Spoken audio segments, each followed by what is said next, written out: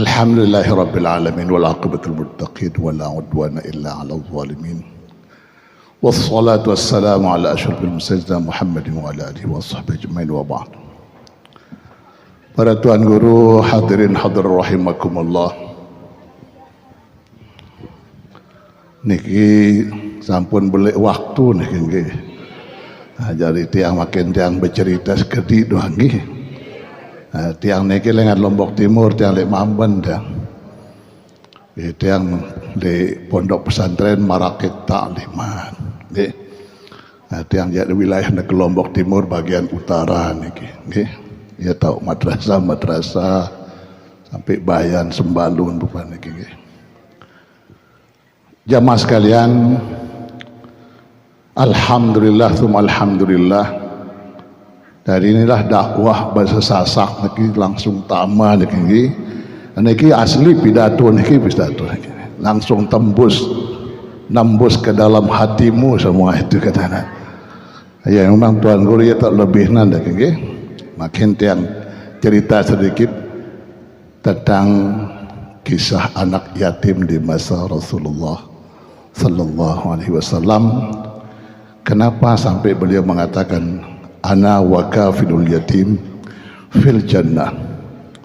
Saya bersama orang yang mengurusi, yang bertanggung jawab kepada anak yatim akan bersama-sama nanti di dalam syurga. Karena Rasulullah sangat khawatir kalau anak yatim ini tidak diurus, maka dia akan tumbuh menjadi orang yang tidak berpendidikan, juga menjadi orang yang tidak beradab. Tapi kalau dia dipelihara, sangat memungkinkan anak yatim itu menjadi orang yang berilmu dan beradab. Ada kisah di masa Rasulullah Muhammad sallallahu alaihi wasallam. Kharaja Nabi sallallahu alaihi wasallam yaumul 'Aid li ajli salatil 'Aid. Suatu ketika Nabi Muhammad sallallahu alaihi wasallam keluar dari rumahnya untuk melaksanakan salat Aid. Fara'a as-sibyana yal'abun wa wajada sabiyyan waqifan yabki. Dan Nabi Muhammad menemukan sekelompok anak yang sedang bermain. Beliau melihat, menyaksikan anak-anak yang sedang bermain-main, bersenang-senang. Tapi beliau melihat salah seorang di antara mereka yang sedang menangis. Serombongan orang sedang bermain-main, tapi satu orang di antara mereka itu sedang menangis.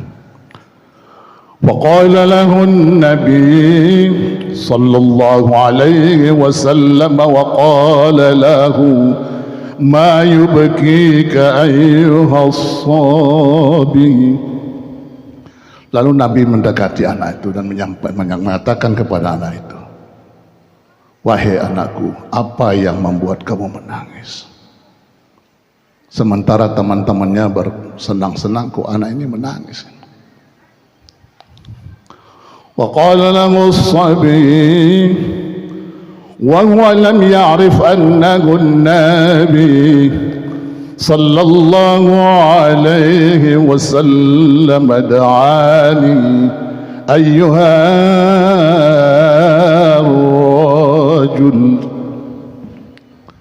Kemudian anak itu menyampaikan kepada Rasulullah, sedangkan pada waktu itu anak itu belum kenal dengan Rasulullah. Din man tahu niki Rasulullah nggih. Dan man paham bahawa saat julu niki Rasulullah sallallahu alaihi wasallam. Lalu anak itu mengatakan, da'ani ayyuhai rajul, doakan saya Bapak. Doakan saya Bapak. Fa inna abi mata fi ahdal ghazawati ma Rasulillah. Sesungguhnya bapakku mati, meninggal dunia pada saat dia perang bersama Rasulullah. Ini mulai Rasulullah meneteskan air mata. Kok anak orang yang pejuang agama ini yang meninggal dunia dalam perang, kok masih ada orang yang seperti itu? tidak terurus oleh kita semua. Rasulullah merasa terenyuh lihat anak itu. Wa ummi tazawwajat bighairi abi. Kemudian ibuku kawin dengan laki-laki lain.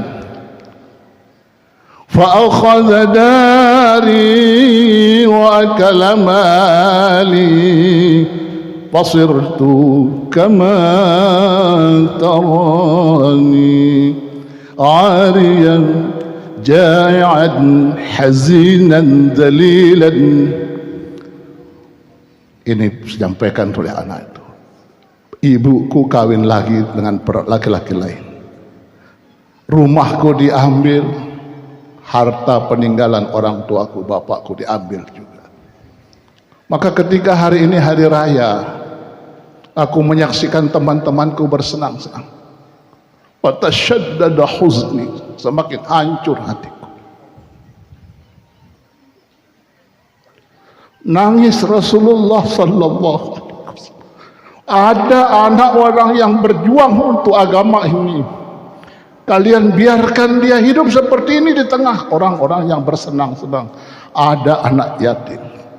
Maka kalian harus bertanggung jawab.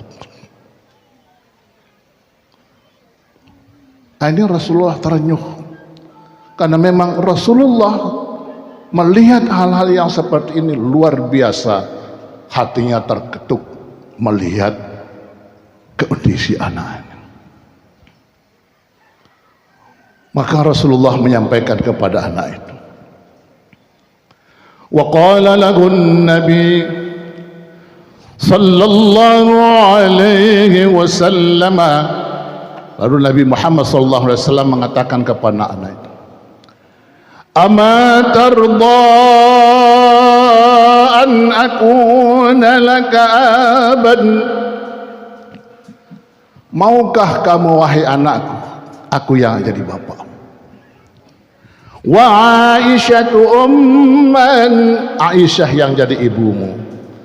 Wa Fatimatu ukhtan, kemudian Fatimah menjadi saudara perempuan. Wa Aliyun amman, Ali yang menjadi pamanmu. Wal Hasan wal Husain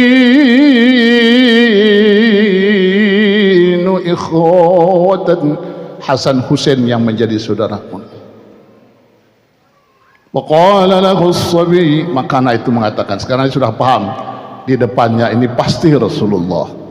Karena Rasulullah yang punya sifat-sifat utama seperti yang Rasulullah, dan punya istri namanya Aisyah, punya anak namanya Fatimah, punya menantu namanya Ali bin Abi Thalib, punya putra pun yang banyak. Hasan Husain itu adalah cucunya Rasulullah Muhammad sallallahu alaihi wasallam. Paham anak itu. Akaifa la arda ya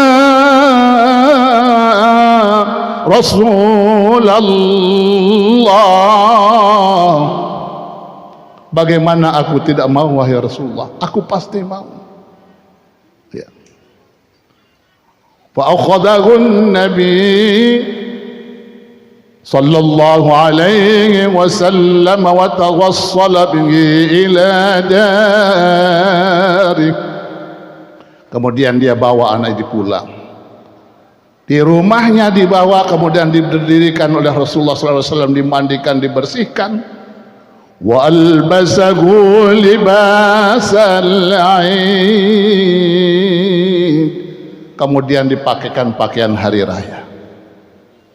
Fa kharaja as-sabi, kemudian anak itu keluar bermain dengan teman-temannya. Yal'abu ma'as-sibyan, bermain bercanda seperti teman-temannya yang lain-lain. Faqala lahu as-sibyan, kemudian anak-anak itu menyampaikan kepadanya, kunta waqifan bainana al-ana tabki wa ma yudhikuka al-an.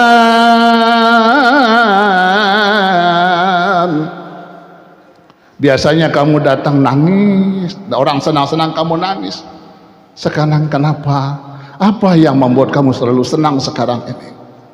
Faqala lahum, kemudian anak itu menyampaikan kepada teman-temannya,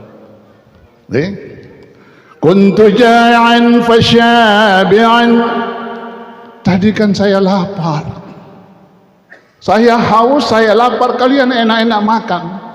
Sekarang saya sudah dapat makanan, saya sudah bisa minum, seperti kalian juga. Ya. Wa kuntu 'ariyan fakusyit.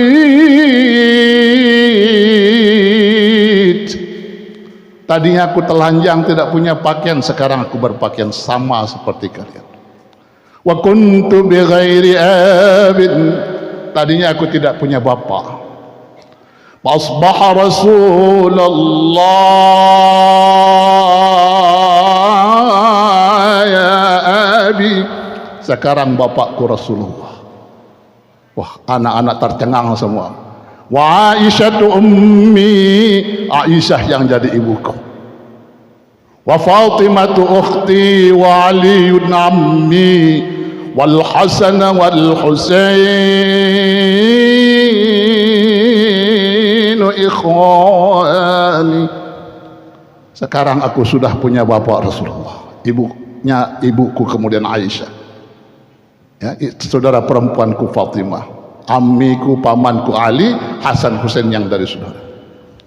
Faqala lahu as-sibyan, maka anak-anak itu pun semua berkata, ya laita aba'ana matu fi ahdal ghazawat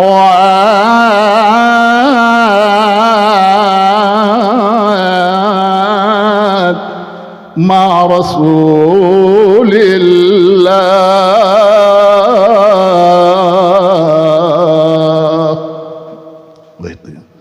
Kemudian anak-anak itu berkata, alangkah bahagianya kita kalau bapak kita itu mati, kemudian ada orang yang mengangkat kita, lalu dia menjadi bapak kita, dan bapakku itu adalah Rasulullah, bapak kita adalah Rasulullah. Alangkah bahagianya kita kalau seandainya bapak kita juga mati di medan perang, lalu digantikan oleh sosok Rasulullah Muhammad sallallahu alaihi wasallam. Itulah dia jamaah sekalian, anak yatim di mata Rasulullah sallallahu alaihi wasallam harganya terlalu tinggi.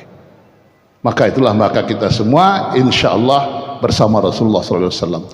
Man ahabbani kana ma'i fil jannah. Siapa yang senang kepadaku, dia akan menjadi temanku dalam surga.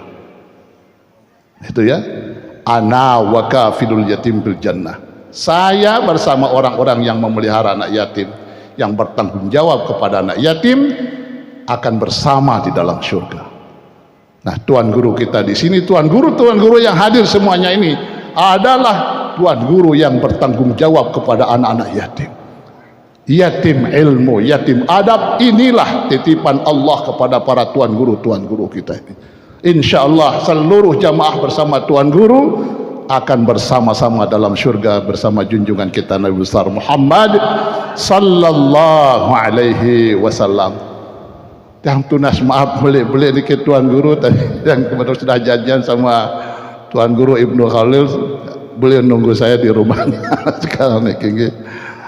Mohon maaf, mudah-mudahan kita semua ini ada mendapatkan barokah dari pertemuan akbar yang luar biasa di pondok pesantren ini.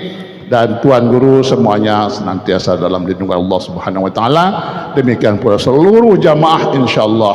Allahumma ij'al jama'ana hadza jam'an mubarakan marhuma wa tafarruqana ba'da hadza tafarruqan mubarakan hasanan ma'suma. Wa sallallahu alaihi wasallam Muhammad alhamdulillahi rabbil alamin. Assalamualaikum warahmatullahi wabarakatuh. Dari umat, oleh umat, untuk umat. Radio Al-Hamzah, suara Malaikat Taklimat, radio umat, citra keluarga sakinah.